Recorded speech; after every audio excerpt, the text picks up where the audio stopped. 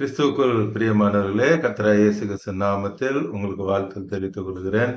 பார்த்து கொண்டிருக்கிற கோடிக்கணக்கான கர்த்தருடைய பிள்ளைகளுக்கு தமிழ் புத்தாண்டு நல்வாழ்த்துகள் தெரிவித்துக் கொள்கிறேன். இந்த புதிய ஆண்டுல அப்போ உங்களை புதிய நன்மையினாலும் கிருபைகள்னாலும் உங்கள் ஒவ்வொருவரையும் ஆசீர்வதிப்பாராக.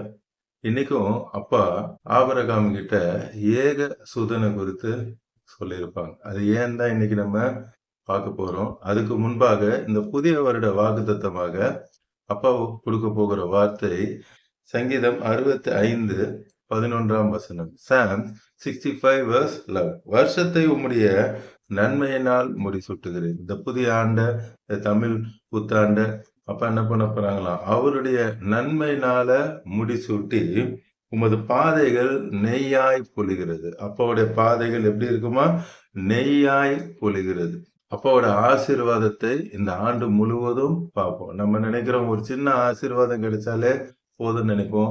அப்பா பாதையில ரோட்ல நெய்யை பொழிந்து அருளுகிற அவ்வளவு நன்மையினால ஆசீர்வதிப்பாங்க. நெய் எவ்வளவு காஸ்ட்லின்னு தெரியும். அப்படிப்பட்ட ஆசீர்வாதத்தை தருவாங்க. சாதாரண ஆசீர்வாதம் அல்ல, நீங்கள் எதிர்பார்த்ததுக்கும் மேலான ஆசீர்வாதத்தை அப்பா கொடுத்து ஆசீர்வதிக்க போறாங்க. சரி, இன்னைக்கு ஏக சுதனை குறித்து உங்களுக்கு சொல்லித்தரேன்னு சொன்னேன். அப்பாவோட வார்த்தை நான் எப்பவுமே சொல்லுவேன், அப்பாவோட வார்த்தை சத்தியம். அந்த வார்த்தையை அப்படியே நம்பணும். பைபிள்ல வெள்ளை காக்கா இருக்குன்னு சொன்னா ஆமா வெள்ளை காக்கா இருக்குன்னு சொல்லி நம்பணும். ஏன்னா அப்பாவோட வார்த்தை சத்தியம். அப்பா சொன்னாங்க அப்படின்னா அது உண்மையாக இருக்கும். சரி, அப்ப அந்த ஏக சுதன்னா என்ன? ஆதியாகமம் 22ஆம் அதிகாரம் 2ஆம் வசனத்துல ஆபிரகாமை சோதிக்கும்படி ஆபிரகாம் கிட்ட வந்து பேசினாங்க. என்ன பேசினாங்க? அப்பொழுது அவர் உன் புத்திரனும், சொல்ற ஒவ்வொரு வார்த்தையும் ரொம்ப முக்கியம், கவனமா கேளுங்க. அப்பா இதுல ஒரு ரகசியத்தை உங்களுக்கு வெளிப்படுத்தி காட்டுவாங்க. உன் புத்திரனும் உன் ஏக சுதனும் உன் நேச குமாரனுமாகிய ஈசாக்கை நீ இப்பொழுது அழைத்து கொண்டு வந்து ஈசாக்க பலி கொடுக்கணும்னு சொல்லி அப்பா சொல்றாங்க. அப்பா பலி கேட்கிற தெய்வமா? அப்பா நரபலி கேட்கிற தெய்வம் அல்ல. அப்ப ஏன் அப்படி சொன்னாங்க நீங்க யோசிக்கிறீங்க. அதுக்குள்ள ஒரு சத்தியம் இருக்கு, கடைசியில உங்களுக்கு சொல்றேன். இங்க ஏக சுதன்னு சொல்லியிருக்காங்க. இதுதான் அநேகர் கேட்கிற கேள்வி. ஏக சுதன்னா அது வந்து பொய் தானே? ஆதியாகமம் 16ஆம் அதிகாரத்துல முதல் வசனத்துல பார்த்தோன்னா அடிமை பெண்ணாகிய ஆகாரை குறித்து பார்க்கிறோம். சாரா என்ன பண்றாங்க? பிள்ளை இல்லைன்னு சொல்லி அந்த அடிமை பெண்ணை 3ஆம் வசனம் ஜெனசிஸ் 16:3 ஆதியாகமம் 16:3 ஆபிராமின் மனைவியாகிய சாராய் எகிப்து தேசத்தாலான தன் அடிமை பெண்ணாகிய ஆகாரை அழைத்து அவளை தன் புருஷனாகிய ஆபிராமுக்கு மறுமனையாட்டியாக கொடுத்தார். அந்த ஆகாருக்கு 15ஆம் வசனம் 15ல ஆகார் ஆபிராமுக்கு ஒரு குமாரனை பெற்றால் ஆபிராம் ஆகார் பெற்ற தன் குமாரனுக்கு இஸ்மவேல் என்று பெயரிட்டார். அப்போ முதல் குழந்தை யாரு? இஸ்மவேல். சரி, அதே ஆதியாகமம் 21ஆம் அதிகாரம் 2வது வசனம் ஜெனிசிஸ் 21:2 ஆபிராம் முதிர் வயதாய் இருக்கையில் சாரால் கர்ப்பவதியாகி தேவன் குறித்திருந்த காலத்தில் அவனுக்கு ஒரு குமாரனை பெற்றால் அந்த குமாரனுக்கு ஈசாக்கு என்று பெயரிட்டார்கள். அப்போ முதல் குழந்தை யாரு? இஸ்மவேல். 2வது குழந்தை யாரு? ஈசாக்கு. ஆனா நம்ம முதல்ல என்ன பார்த்தோம்? ஆதியாகமம் 22ஆம் அதிகாரம் 2ஆம் வசனத்துல ஜெனிசிஸ் 22:2ல அப்பா சொல்றாங்க உன் புத்திரனும் உன் ஏக சுதனும். இங்கதான் சந்தேகம். இப்ப நம்ம பார்த்தோம், முதல்ல பிறந்தது இஸ்மவேல், 2வது பிறந்தது தான் யாரு? ஈசாக்கு. அப்ப எப்படி ஏக சுதன் வரும்னு சொல்லி அநேகருக்கு குழப்பம். அத கேட்பாங்க. அப்போடைய வார்த்தை எவ்வளோ ரகசியங்கள் மர்மங்கள் அடைந்தது. அது படிக்கும்போது நமக்கு அவ்வளோ சந்தோஷமாக இருக்கும். நீங்க வேதத்தை வாஞ்சியா படிச்சீங்கன்னா அப்பா உங்களுக்கு எல்லா ரகசியங்களையும் சத்தியங்களையும் வெளிப்படுத்தி காட்டுவாங்க. அது படிக்க படிக்க பொக்கிஷம். வேதம் ஒரு பொக்கிஷம். சரி, அப்போ ஏன் சொல்றாங்க அப்படின்னா முன்னாடி வசனம் பாருங்க. முதல் வசனம், இந்த காரியங்கள் நடந்த பின்பு தேவன் ஆபிரகாமை சோதித்தார். தேவன் ஆபிரகாம் என்ன பண்ணாங்க? சோதிச்சாங்க. சரி, நம்ம முன்னாடி பார்த்தது போல 16ஆம் அதிகாரத்துக்கு திருப்பி வரும். 16th சாப்டருக்கு 2வது வசனம் சாராய் ஆபிராமை நோக்கி. சாராய் யாரை நோக்கி? ஆபிராமை நோக்கி. சரி, இதுல என்ன இருக்குன்னு கேக்குறீங்களா? வாங்க, ஆதியாகமம் 17ஆம் அதிகாரம் 5வது வசனம். ஜெனிசிஸ் 17:5. இனி உன் பெயர் ஆபிராம் என்னப்படாமல் நான் உன்னை திரளான ஜாதிகளுக்கு தகப்பனாக ஏற்படுத்தினபடியால் உன் பேர் ஆபிரகாம் என்னப்படும். இங்க அப்பா என்ன பண்றாங்க? பேரை மாத்துறாங்க. இங்க நியூமராலஜி பாக்குறாங்களா? நியூமராலஜி எல்லாம் கிடையாது. அப்ப அந்த பேர்ல இருக்கிற அர்த்தம். முன்னாடி வசனம் பாருங்க, 4வது வசனம் வெர்ஸ் 4. நான் உன்னோட பண்ணுகிற என் உடன்படிக்கை என்னவென்றால் நீ திரளான ஜாதிகளுக்கு தகப்பனாவாய். ஆபிரகாம் என்ற பேருக்கு என்ன அர்த்தம்? திரளான ஜனங்களுக்கு நீ என்ன ஆவாய்? தகப்பனாக ஆவாய் என்று சொல்லி அதற்கு அர்த்தம். சரி, இப்ப திருப்பி 22ஆம் அதிகாரம் முதல் வசனத்துக்கு வருவோம். இங்க 22:1. இந்த காரியங்கள் நடந்தபோது தேவன் ஆபிரகாமை சோதித்தார். ஆபிராம் அல்ல, ஆபிரகாமை. அப்பா வாக்குத்தத்தம் கொடுத்த பிள்ளை ஈசாக்கு.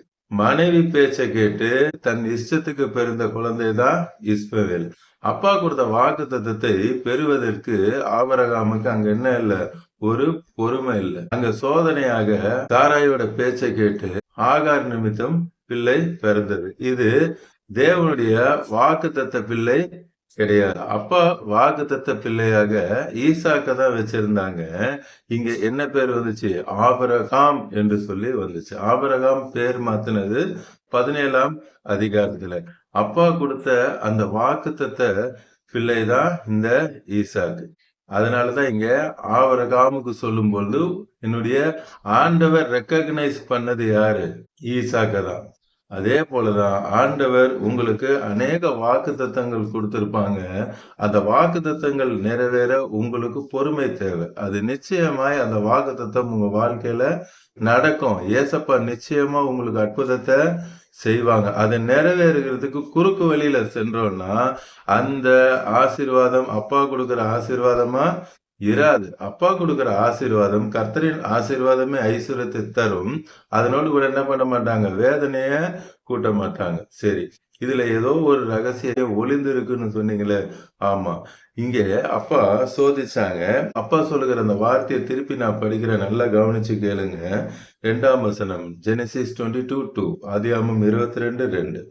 உன் புத்திரனும் உன் ஏக சுதனும் உன் நேசகுமாரனுமாகிய ஈசாக்கை. இங்க 3 காரியம் பார்க்கிறோம். 1 புத்திரன், 2வது ஏகசுதன், 3வது நேசகுமாரன். அதே கீழே வாங்க, 12ஆம் வசனம் வெர்ஸ் 12. அப்பொழுது அவர் பிள்ளையாண்டான் மேல் உன் கையை போடாது, அவனுக்கு ஒன்றும் செய்யாது, உன் ஏகசுதன் என்று பாராமல். என்ன சொல்றாங்க? முதல்ல அங்கேயும் பார்த்தோம், ஃபர்ஸ்ட் உன் புத்திரன், இங்கேயும் புத்திரன் என்று வருது. 2வது ஏகசுதன் அங்க பார்த்தோம், இங்கேயும் ஏகசுதன் வருது. அடுத்து என்று பாராமல் எனக்காக ஒப்பு கொடுத்தபடியால். அங்க 3வது ஒண்ணு வரல, கவனிச்சிங்களா? என்ன வரல? நேசகுமாரன் அங்க வரல. அதுதான் அங்க ரொம்ப ஹைலைட்டான விஷயம். அப்பா அப்பா அப்பான்னு சொல்லி ஆபிரகாம் விசுவாசத்தின் தகப்பன். எதுவா இருந்தாலும் அப்பா கிட்ட பேசி கொண்டு இருந்த அந்த ஆபிரகாம் பிள்ளை பிறந்ததுக்கு அப்புறம் பாத்தீங்கன்னா அப்பா கிட்ட நேரம் செலவிடுகிறது கம்மியா போச்சு. எங்க இன்னும் இந்த ஆபிரகாம் என்னதான் நேசிக்கிறாங்களா இல்லையா? பிள்ளைய கொடுத்தோடனே பிள்ளை மேல அன்பு போச்சான்னு அப்பாவுக்கு தெரியணும். இன்னைக்கு அநேகர் அப்பா கிட்ட எனக்கு அந்த ஆசீர்வாதம் வேணும், இது வேணும்னு சொல்லி கேட்பாங்க. அது வரைக்கும் பாத்தீங்கன்னா சர்ச்சுக்கு வருவாங்க, ஜெபம் பண்ணுவாங்க, எல்லா காரியமும் உண்டு. அந்த காரியம் நிறைவேறினதுக்கு அப்புறம் அப்பா தேர்றது விட்டுருவாங்க. இங்க அதேதான், பிள்ளை வேணும்னு சொல்லி ஏங்கி கொண்டிருந்த அந்த ஆபிரகாமுக்கு வாக்குத்தத்த பிள்ளை ஈசாக்க கொடுத்தோடனே ஈசாக்க கொஞ்சம் ஆரம்பிச்சிட்டாரு. அப்பாவை தேடுற நேரம் கம்மியா போச்சு. அதனாலதான் இங்க அப்பா டெஸ்ட் வைக்கிறதுக்காக என்ன பண்ணாங்க? உன் புத்திரனும் உன் ஏகசுதனும் உன் நேசகுமாரனாகிய, அதுதான் அண்டர்லைன் பண்ண வேண்டிய வார்த்தை. என்னை விட உன் பிள்ளை மேல உனக்கு அன்பு ஜாஸ்தி ஆயிடுச்சு. குடும்பத்தின் மேல அன்பு வைக்கணும், கரெக்டு தான். ஆனா அப்பா மேலதான் அன்பு அதிகமா வைக்கணும். நம்ம அப்பா ஒரு ஜெல்லஸ் காட். அவர் மேலதான் நம்ம ரொம்ப அன்பா இருக்கணும்னு எதிர்பார்ப்பாங்க. எப்பொழுதும் நம்மளே தான் சுத்தி சுத்தி வருவாங்க. ஏதேன் தோட்டத்துல சாயங்கால நேரத்துல தேடி வந்தாங்க. ஏன் வந்தாங்க? அவ்ளோ அன்பாக இருக்கிறாங்க. நீங்க அப்பா மேலதான் அன்பு அதிகமா வைக்கணும்னு சொல்லி அப்பா எதிர்பார்ப்பான். இங்க அப்பா டெஸ்ட் வச்சது அதுதான். என்ன டெஸ்ட்? நீ என் மேல அன்பா இருக்கியா? இல்ல நான் கொடுத்த ஆசீர்வாதத்தின் மேல அன்பா இருக்கிறியா? உன் பிள்ளை மேல அன்பா இருக்கிறியான்னு பார்த்தாங்க. அந்த டெஸ்ட்ல அவரு ஜெயிச்சிட்டாரு. அதனால்தான் அடுத்து அந்த வசனத்துல பார்க்கும் பொழுது, உன் புத்திரன்னு சொல்றாரு, உன் ஏகசுதன்னு சொல்றாரு, உன் நேசகுமாரன் சொல்ல, உன் நேசமெல்லாம் என் மேலதான் இருக்குன்னு சொல்லி அங்க ஆபிரகாம் ப்ரூவ் பண்ணிட்டாரு. இதுதான் அது உள்ள அடங்கி இருக்கிற ஒரு பெரிய சத்தியம். இன்னைக்கும் நீங்க ப்ரூவ் பண்ணுங்க. அப்பா மேலதான் எனக்கு அன்பு அதிகம்னு சொல்லி ப்ரூவ் பண்ணுங்க. அப்பா உங்களையும் ஆசீர்வதித்து உயர்த்துவார். இப்பொழுதும் கண்களை மூடி கல்வாரி சிலுவை பார்க்கலாமா? அன்பின் பரலோக தகப்பனே, இப்பொழுதும் ஒரு பெரிய சத்தியத்தை ஒரு குறுகிய நேரத்துல சொல்ல கிருபை கொடுத்தீங்கப்பா. நான் விசுவாசிக்கிறேன். எல்லோருக்கும் நீங்க புரிய வைத்ததுக்காக நன்றி. இப்பொழுது பார்த்து கொண்டிருக்கிற கோடிக்கணக்கான நம்முடைய பிள்ளைகள் சொல்றாங்க, நான் உலகத்து மேல அன்பு இல்ல, நீங்க கொடுத்த ஆசீர்வாதத்தின் மேல அன்பு இல்ல, நான் உங்க மேல அன்பா இருக்கேன்ப்பா. எல்லாரும் ஒப்பு கொடுக்குறாங்க. பார்த்து கொண்டிருக்கிற கோடிக்கணக்கான நம்முடைய பிள்ளைகள் எல்லாரும் ஒப்பு கொடுக்குறாங்கப்பா. நான் உங்க மேலதான்ப்பா அன்பா இருக்கேன்னு சொல்லி ஒப்பு கொடுக்குறாங்க. நன்றி அப்பா. பார்த்து கொண்டிருக்கிற கோடிக்கணக்கான பிள்ளைகளை நீர் ஆசீர்வதி. அவள் என்ன தேவையோடு கூட பார்த்து கொண்டிருக்கிறாங்களோ, என்ன சுகம் வேண்டும் என்று பார்க்கிறாங்களோ, எல்லாருக்கும் சுகம் தருங்க. டாக்டர்கள் கைவிரித்திருக்கலாம், அவ்வளவுதான், இனிமேல் ஒன்று இல்லைன்னு கைவிரித்திருக்கலாம். எங்க அப்பா சொல்ல, நான் உனக்கு சுகம் தருகிறேன். சுகத்தை பெற்றுக்கொள்ளுங்க. Thank you Jesus. உங்க பெற்றோரோ உங்க குடும்பத்தினர் யாரோ ஐசியூல இருக்கிறான்னு கண்ணீரோட பாக்குறீங்க. இப்பொழுது அப்பாவுடைய சுகமளிக்கும் வல்லமை இறங்கி தெய்வீக சுகத்தை கட்டளையிடுகிறதுக்காக மந்திர தந்திர கிரியைகள் செய்வினைகள் இப்பொழுதே ஒன்றுமில்லாமல் நிர்மூலமாகிறதுக்காக விடுதலை தருகிறதுக்காக குருடர்கள் பார்க்கிறதற்காக நன்றி, செவிடர்கள் கேட்கிறதற்காக நன்றி, முடவர்கள் நடக்கிறதற்காக நன்றி, உயிர்த்தல் இதன் வல்லமை இறங்குகிறதற்காக வீடு இல்லாதவர்களுக்கு வீடை தருகிறீரப்பா. திருமணமாக வேண்டும் என்று வேதனையோடு பார்க்கிறவர்களுக்கு திருமணத்தை சீக்கிரத்துல நடத்த போகிறீர். பிள்ளை பிறக்க வேண்டும் என்று சொல்லி மலடியை சந்தோஷமான பிள்ளைத்தாட்சி ஆக்கிறீர். ஆம் தகப்பன, அதே போல குழந்தை நல்லபடியாய் பிறக்க வேண்டுமே என்று சொல்லி பார்த்து கொண்டிருக்கிற பிள்ளைகளுக்கும் நார்மல் டெலிவரி நீர் கட்டளையிடுகிறீர்களப்பா. குடும்பத்துல வறுமையை நீக்கி பொருளாதாரத்துல ஒரு செழிப்பை கொடுத்து அநேக ஜாதியில் கடன் கொடுக்கிற பிள்ளைகளாய் நீர் மாற்றுகிறதுக்காக எல்லாருக்கும் நல்ல வேலையை கொடுத்து நல்ல வருமானத்தை கொடுத்து குடும்பத்துல சமாதானம் சந்தோஷத்தை கொடுத்து ஆசீர்வதிக்கிறீங்கப்பா. இப்பொழுது பார்த்து கொண்டிருக்கிற கோடிக்கணக்கான நம்முடைய பிள்ளைகள் ஒப்பு கொடுக்கிறாங்க, எங்க அப்பா மேலதான் எனக்கு அன்பு அதிகம் என்று சொல்.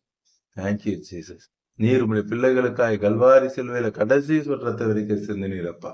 அவர்களுக்கு என்ன தேவையோ இந்த புதிய ஆண்டுல ஒரு நன்மை கூட குறையாதபடி நெய்யாய் ஆசீர்வாதமாய் நீர் பொழிய போகிறதுக்காக குடும்பத்தை ரட்சித்து ஆசீர்வதிக்கிறதுக்காக இயேசு நாமத்தில் ஜெபிக்கிற நல்லது. ஆமென், ஆமென். தொடர்ந்து பாருங்க, அப்போட வார்த்தையை கேளுங்க, அநேகருக்கு ஷேர் பண்ணுங்க, எல்லோரும் ரட்சிக்கப்படட்டும், ஆசீர்வதிக்கப்படட்டும். God bless you. Praise the Lord.